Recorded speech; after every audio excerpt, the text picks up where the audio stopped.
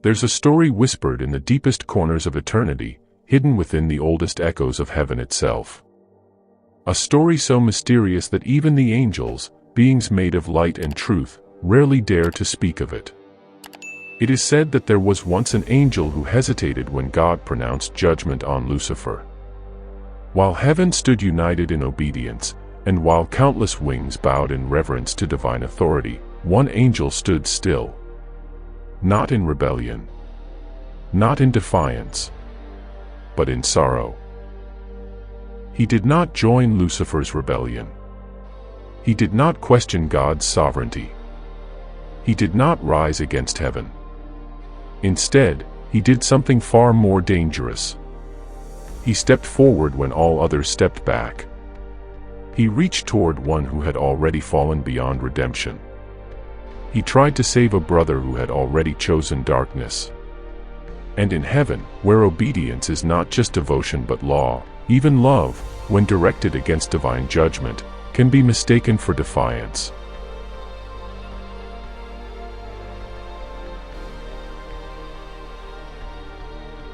Who was this angel?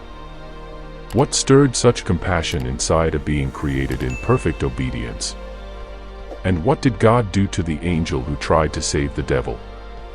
This is the forgotten story of the angel who tried to save Lucifer and faced God's wrath. Welcome to Divine Insights TV. If stories like this awaken something deep inside your spirit, take a moment to like, subscribe, and turn on notifications. Because here, we explore the mysteries of heaven, the hidden truths of Scripture, and the divine moments rarely spoken of. They say the war in heaven ended with a light so overwhelming that even the stars trembled in silence.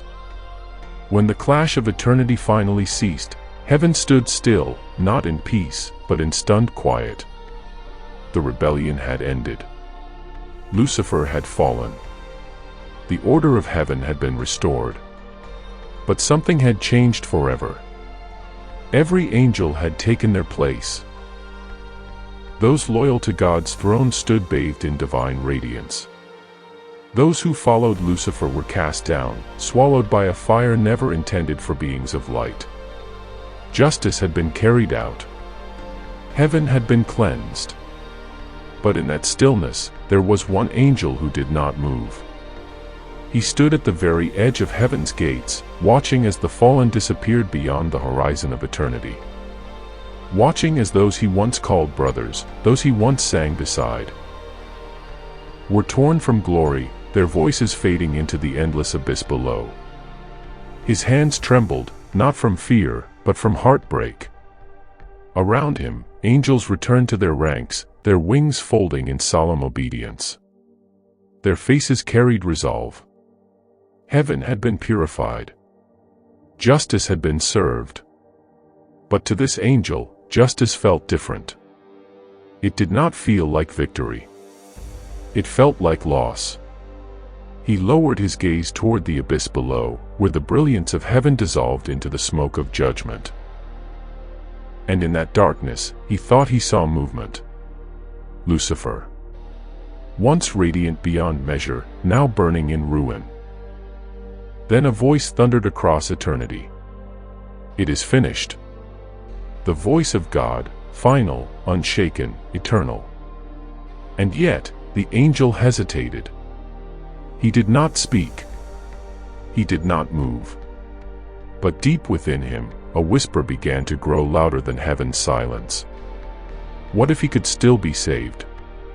That single thought was the beginning of everything. A thought no angel should ever have. Mercy, for the condemned. He tried to silence it. He reminded himself of truth. Lucifer chose pride. Lucifer sealed his fate. Lucifer rebelled against God himself. But his heart refused to quiet. He remembered the beginning. When Lucifer still stood near the throne. When heaven was whole. When light had no division. When eternity had no scars. And those memories began to haunt him. He closed his eyes as angels around him sang victory hymns, their voices rising like rivers of flame. but he could not join them. Every word of praise felt heavy, almost painful. Then he looked down again, and something changed. He saw Lucifer, faintly, reaching upward, struggling, as though fighting against the pull of eternal darkness. And in that moment, his heart betrayed his duty. He stepped forward. Just one step.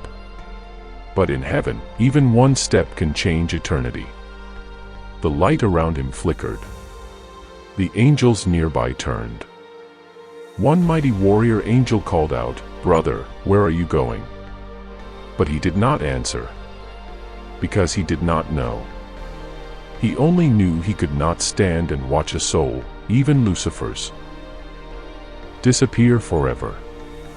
And for the first time since creation began, an angel questioned not God's authority, but the finality of his judgment.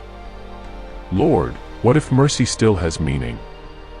The heavens rumbled, not in anger, but in sorrowful disappointment. Yet he spread his wings and descended, not falling, but surrendering, descending toward darkness where no angel was meant to go. For love, for mercy, for a lost brother. Heaven watched him disappear, and eternity changed forever. He descended slowly, and as he moved further from heaven's radiance, the light behind him began to fade like a sunrise closing into twilight. Each movement of his wings echoed through the emptiness, heavier than the last, as though the weight of his decision clung to him like invisible chains. He had never known darkness before, not this kind of darkness. In heaven, even shadows shimmered gently, dancing softly within the glow of divine light. But here, the darkness did not dance. It swallowed. It consumed. It stretched endlessly without warmth, without sound, without the comforting presence of God.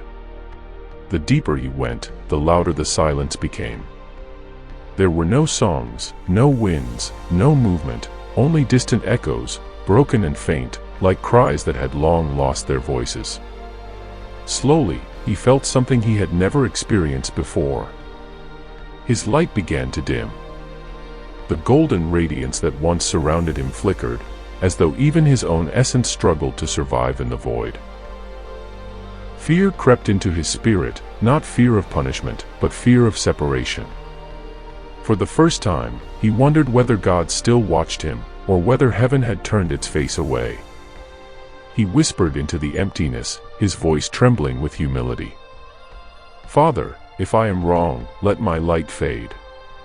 But if there is still mercy, let it burn." The void gave no reply. He continued downward, not as one rebelling, but as one pleading. His wings caught fading streaks of gold as he passed through forgotten layers of existence, realms where time did not flow, where memory lingered like fading echoes. Then suddenly, a whisper. "Why are you here?" The angel froze midair. The darkness shifted. Shapes formed around him, distorted silhouettes that resembled angels, yet twisted by ruin. Their wings were burned, their feathers reduced to ash. Their eyes glowed faintly like dying embers. The fallen. They circled him slowly. "Heaven sends another," one hissed. "No," another murmured darkly. "He doesn't belong to them anymore." The angel lifted his hands peacefully. "I am not your enemy. I came for one of you." A hollow laughter filled the void. Then a figure stepped forward. Larger. Darker. Yet strangely familiar. Lucifer. Once radiant beyond description, now he looked like the memory of light buried beneath endless decay. His wings, though charred, still carried faint glimmers of former glory. Lucifer studied him carefully. "You came down here?" he asked quietly. "Yes," the angel answered. "To do what?" "Pity me." The angel shook his head softly. "To understand. Lucifer gave a hollow smile. I chose freedom, and now I wear its chains. The angel stepped closer, sorrow filling his voice. Then help me understand, help me see what made you turn away from the one who made us both. Lucifer stared silently. Then he whispered, because I loved myself more than his silence. The word struck deep. For the first time, the angel saw not just rebellion, but regret. Lucifer turned away. You shouldn't be here. If he sent you, you've failed. If you came alone, then you are no longer one of them. The angel's heart trembled. But suddenly, light burst from above. Divine presence filled the void. The fallen scattered in terror. Then God's voice spoke, not in anger, but in disappointment. You would reach for one I have condemned. The angel bowed low. I only sought mercy. Mercy without obedience is rebellion clothed in kindness. The light surrounded him. Not to destroy, but to transform. His wings dimmed. His armor cracked. He was not cast out. But he was not welcomed back. He was left between realms. Neither fallen, nor restored. A watcher between heaven and hell. And for ages, his name was forgotten. Until one day, a prophet saw him and asked, "Who are you?" And he replied softly, "I am Jerem, the mercy of God." From that moment, Jerem became the watcher between realms. Souls drifting from life would find him waiting, gentle, sorrowful, guiding them toward eternity. Centuries passed. Then one day, another presence arrived. Michael, the archangel of war. Lucifer still whispers your name, Michael said. Jerem smiled faintly. Even fools have purpose. Michael placed a glowing hand on his shoulder. You're still an angel. Jerem whispered softly. Tell him. I never stopped loving him. Michael departed. And for a moment, Jerem thought he heard God's approval. Even now, they say when souls leave the earth, a gentle voice greets them. Do not fear, you are seen, you are loved, you are forgiven. That voice belongs to Jerem. Not rebel. Not hero. But something rarer. A reminder that even in heaven, love comes with a cost. And maybe that is why, when you look at the stars, some of them shine brighter. Because not every tear in heaven fell from pain. Some fell from love. If you love seeing biblical mysteries explained, kindly hit that like and subscribe button. Bye for now.